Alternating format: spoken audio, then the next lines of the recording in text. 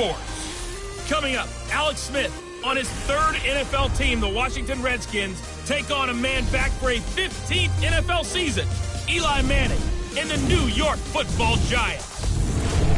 I'll have scores around the league for you at the half, but it's time for a little football. So we'll hand it over to our broadcast team, Brandon Godden and Charles Davis. And thank you, Coach. We are across the Hudson from Midtown Manhattan at MetLife Stadium in East Rutherford, New Jersey. This is the scene just before we came on air. This New York crowd fired up by the arrival of their G-men as they burst from the locker room. They're ready to go as the Giants get set to match up with the Washington Redskins. Alongside my partner, Charles Davis, I'm Brandon Gaudin. And, Charles, you take a look at this Giants ball club. They come in playing pretty good football. Winners of 4 of their last 6 games. Meanwhile, for the visiting Redskins, they're in a real groove of late. Winners of 5 of their last 6 games. And last week's win was indicative of how good this team can be. It was a complete performance.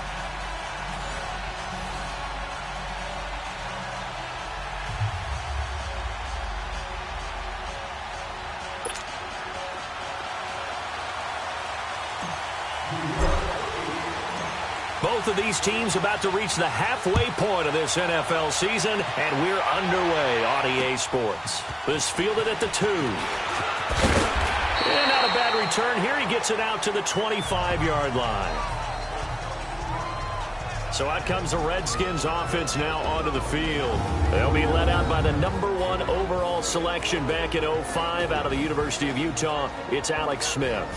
And he ought to have a lot of pep in his step after last week's performance because he did exactly as you want him to play if you're a coach. 3 touchdown passes, 0 interceptions, which usually means you're making a lot of right decisions out there. And got him to win. Smith and the Redskins will come up now 1st and 10.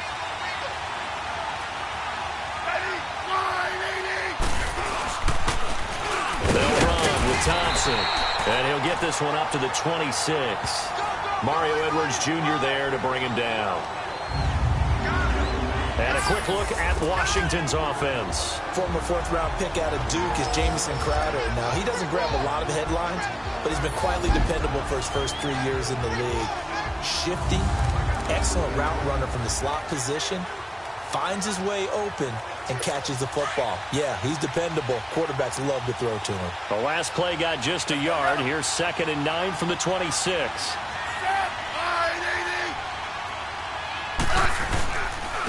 Now Thompson. And he'll go down right at the 30-yard line. The tackle by Janoris Jenkins. Time to look at the defensive starters for the New York Giants.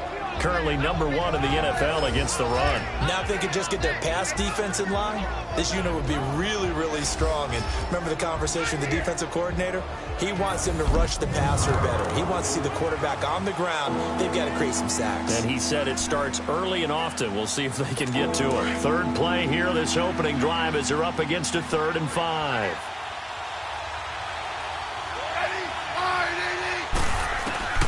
A shotgun snap for Smith.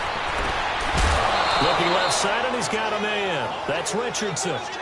That's good for a Redskin 1st down. Richardson on the reception from Smith. All that practice time came to fruition on that play. All those timing routes that they worked on through training camp, OTAs, minicamp, and just regular season, they got it done on that one. An outcut, ball was delivered, and picked up the completion.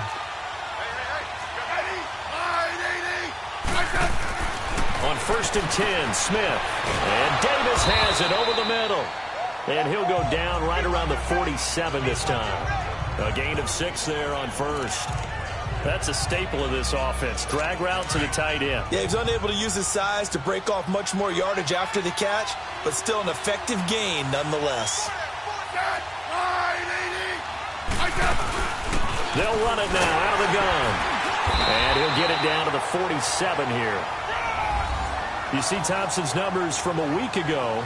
21 carries, 76 yards. In a perfect world, they'd run the ball the same way they did last week, but against the #1 rush defense in the league, they're going to have to find a different way to move the ball. Maybe they start throwing it early and come back to the run.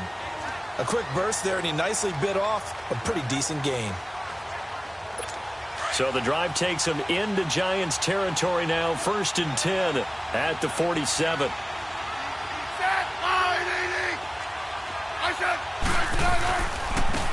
run it here with Thompson. And he is met in his tracks behind the line of scrimmage. That's going to go as a loss of a yard, and it'll be 2nd down. So a look here at the key inactives, and we got this list before the game down on the field. And they tell us the same thing every time, don't they? Next man up. No excuses.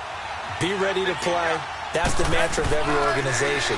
The key is having guys on the roster who are capable of filling in and playing at a high level. That's when you know you've drafted well, scouted free agents well, and stocked your team just the way you're supposed to. One thing we do know, he's going to get his catches. So as they move forward defensively, got to continue to focus on not giving up the big play when he does catch the ball in the secondary.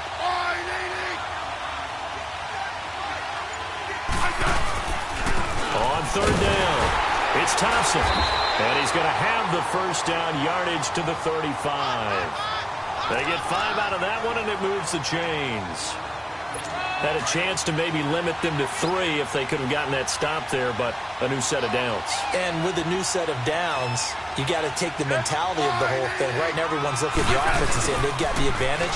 The best defenses just say, okay, new set of downs, gives us another chance to make a play ourselves and maybe change things up. And inside the 20 before he's brought down. 17 yards on the pickup there, and the drive will continue. Quite the opening drive march they're on right now. It looks a lot like what we saw in practice prior to the game, doesn't it? You know, because on that last big practice beforehand, you go through your offensive script, you go through your play calling, you go through all the stuff and establish things, and it looks like it's going like clockwork right now for them.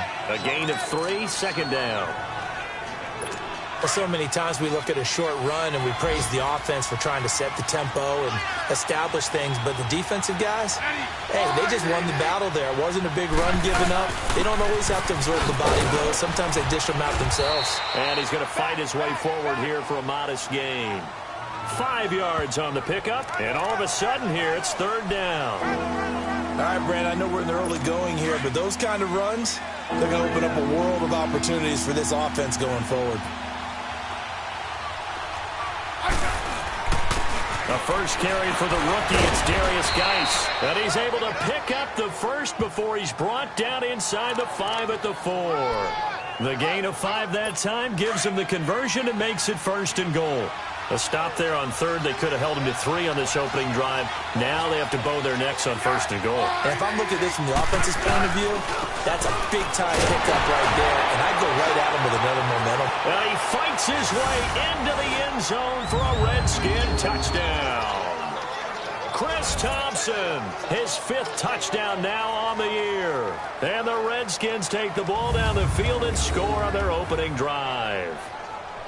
Looking sharp on that first drive. These guys, of course, coming off back-to-back victories, and you see that kind of advancing into this game, don't you? You certainly do, and when you have a team that doesn't get too full of itself, even though they've won 2 games in a row, you get the end result that we saw there, that nice opening drive, because they're sharp, they're focused, and they're locked into everything that they're doing. Hopkins with the extra point, and it's now a 7-0 game. So that drive spans 13 plays, and it results in a 4-yard touchdown run. This will be taken to the back of the end zone. And no run back here. This will be a touchback, and it comes out to the 25-yard line. So here are the Giants ready to start their initial drive of the game. They'll be led out by the veteran quarterback, a multiple-time Pro Bowler. It's, of course, Eli Manning. And you and I both know that any win is a good win, and that's what they did last week. But there was also plenty for him to work on in his game, wasn't there? Yeah. 2 touchdowns, an interception. Yeah, you know, he wants to increase that a little bit in terms of ratio. But first and foremost, they did win the game. Manning and the Giants come up now 1st and 10 at their own 25-yard line.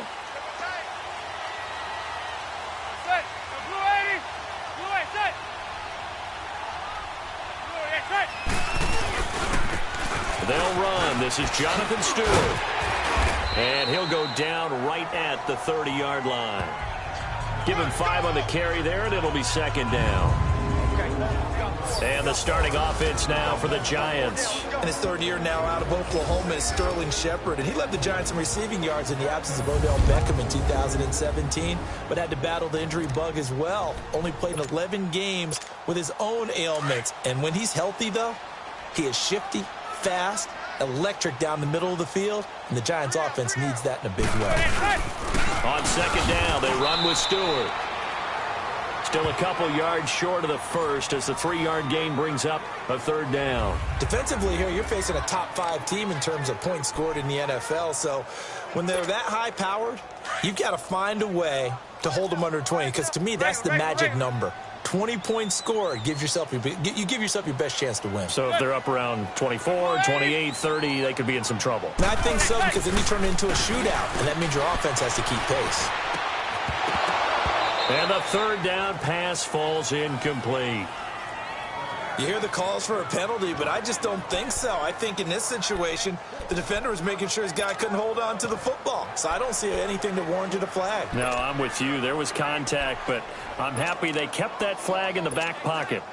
And how about the call here? They need 2 yards in their own territory on fourth down, and they're going to go for it. A first carry for the Clemson man, Wayne Gallman. And he's not going to get the first. I don't even think he made it back to the... So they take a big chance here in their own territory. And you think the coach may have some questions to answer? Yeah, and, you know, normally we focus on the media, right? The social media barrage that he's going to get for this one. How about on his own sideline and in his locker room?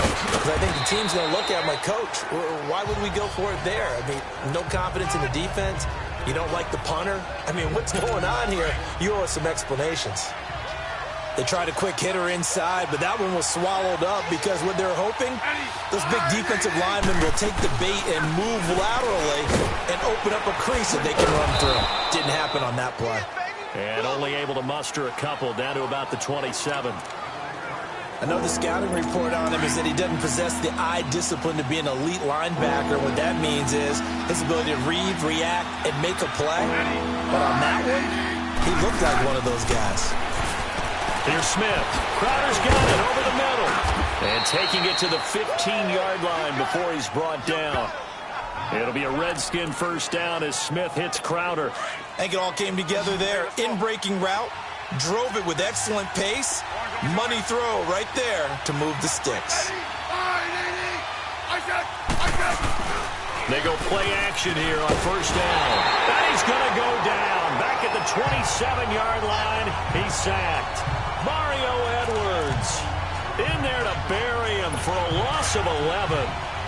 And it's never good to take a sack. You really don't want to take one down here in this part of the field down near the red zone. Not at all, because you're already pretty much assured of a field goal. But you take a big sack, it could push you out of range, and that's why defenses get a little more aggressive in this situation. They're almost conceding the 3 points. They want to push you back and try and take you out of that. One thing you're hoping for when you run drag routes, you're able to hit a receiver in stride, and he can pick up a lot of yardage after the catch. But in this situation, the defense was effective, able to stop him before he could get a good head of steam. And he'll be wrapped up around the waist and pushed down. We're talking about how teams are so competitively matched, and you just want to make those plays that give you an advantage. How about right here? The difference between letting them score a touchdown versus holding them to a field goal, that's absolutely huge with the play he just made. You know, he hated taking the loss there on third down. So that's a 7-play drive that ultimately stalls out there at the end. And things were a little leaky in the beginning on that drive, weren't they? But how about the front seven? As they got closer to the goal line, things stiffened a little bit, forced the field goal. And no run back here. This will be a touchback, and it comes out to the 25-yard line. And here comes the Giants offense back out onto the field. And on that last drive, went for it on fourth, turned it over. A good job by their defense, though. They held them to 3, but this offense, they've got to be a little bit better, a little bit more careful here. And sometimes when you see these calls on fourth down, when they decide to go for it, it's not necessarily the coach saying, I believe in my offense. Sometimes the coach saying, I believe in my defense. I can afford to go for it here, because if we don't get it, I don't think we'll give up more than 3, and that's exactly what happened there. You think that factored in? I do. I think that he had that in his mind going into the game, that I'm going to be aggressive on offense because I know I've got a defense that can hold up their end.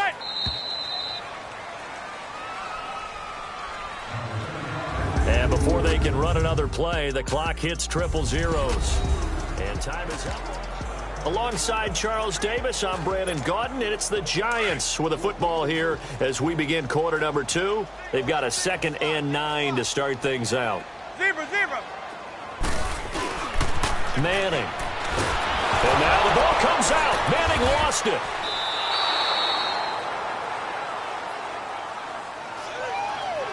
On plays like this where the ball comes free, it's often unusual for the team that lost it to get it back. Because this is a quarterback. The ball gets away from him. Everyone else is trying to execute what they're supposed to do on offense. They're usually looking in the other direction, downfield, or have moved away from him. In this case, though, a teammate is able to come up with the ball.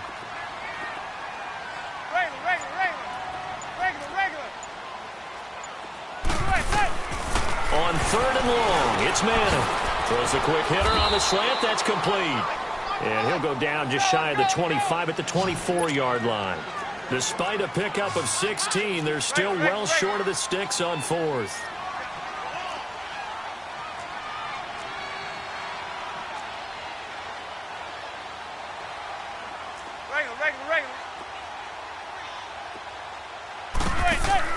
They do go for it. It's Manning. And they will not be able to hook up there. It's incomplete.